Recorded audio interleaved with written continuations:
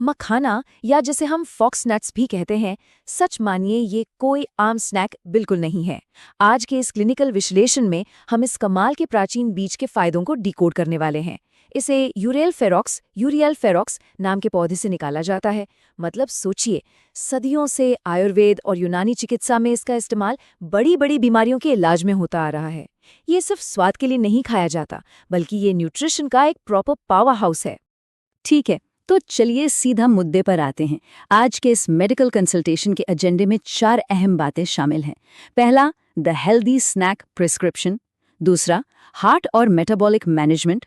तीसरा, वेलनेस, वजन और हड्डियां। और चौथा, सही तैयारी और स्टोरेज। तो शुरुआत करते हैं हमारे पहले सेक्शन से। 1. The healthy snack prescription. और ये बहुत ही शानदार तरीके से दर्शाता है कि हमारी पेंट्री में रखे आम स्नैक्स और मखाने के बीच आखिर कितना बड़ा फर्क है। हम आमतौर पर भूख लगने पर क्या करते हैं? कोई बिस्किट या नमकीन उठा लेते हैं, राइट? लेकिन मेडिकल नजरिए से देखें तो ये कोलेस्ट्रॉल और ट्राइग्लिसराइड से ठस्सा-ठस भरे होते हैं, जो सीधे हमारी ब्लड वेसल्स को डैमेज करते हैं। अब इसके बिल्कुल उलट मखाने का न्यूट्रिशनल प्रोफाइल देखिए।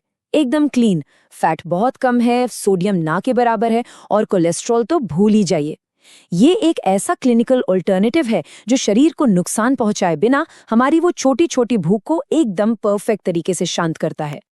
अब आगे बढ़ते हैं दूसरे सेक्शन की तरफ। 2. हार्ट और मेटाबॉलिक मैनेजमेंट। आजकल हाई ब्लड प्रेशर की समस्या कितनी आम हो गई है ना। अब जरा इन पोषक तत्वों पर ध्यान दीजिए। जब हाई मैग्नीशियम और लो सोडियम एक साथ मिलते हैं ना, तो ये कॉम्बिनेशन एक बेहतरीन नेचुरल दवा की तरह काम करता है।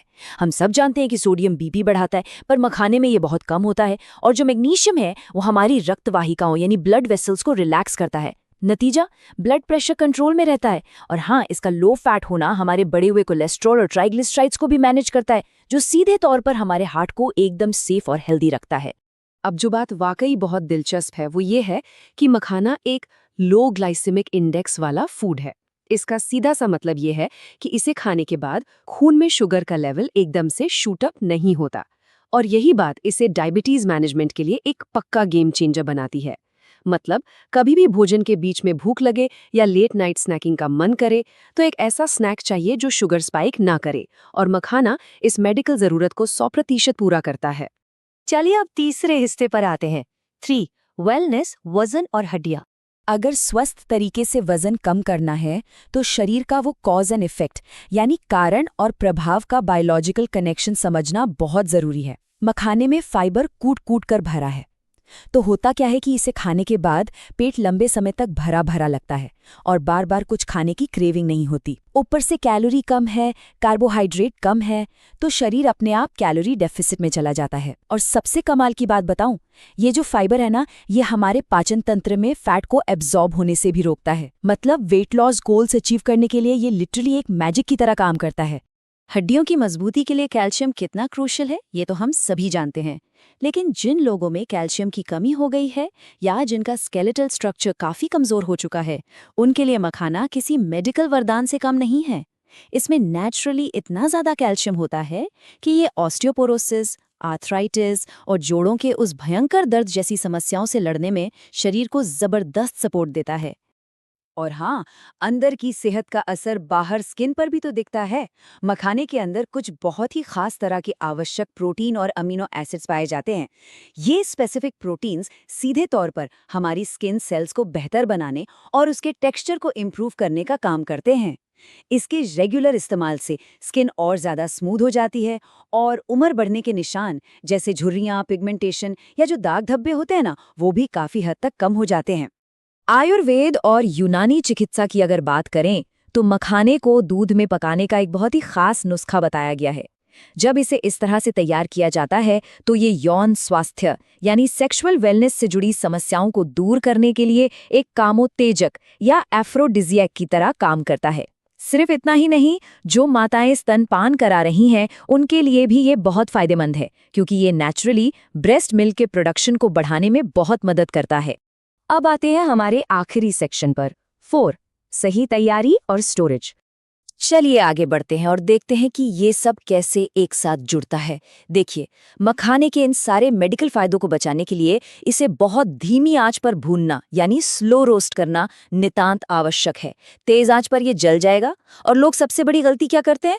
भूनते वक्त इसमें ढेर सारा घी, मक्खन या एक्स्ट्रा नमक डाल देते हैं। ऐसा करते ही आप इसकी लो फैट और लो सोडियम वाली सारी खूबियों को लिटरली खत्म कर देते हैं। इसलिए इसे हमेशा बिना फैट के सूखा ही भूनना चाहिए। अब सवाल ये उठता है कि अगर नमक, मसाले या तेल नहीं डालेंगे तो ये टेस्टी कैसे लगेगा? इसका बहुत आसान हल है। अनहेल्दी तेल और मसालों की जगह ताज़ी सब्जियों का इस्तेमाल कीजिए।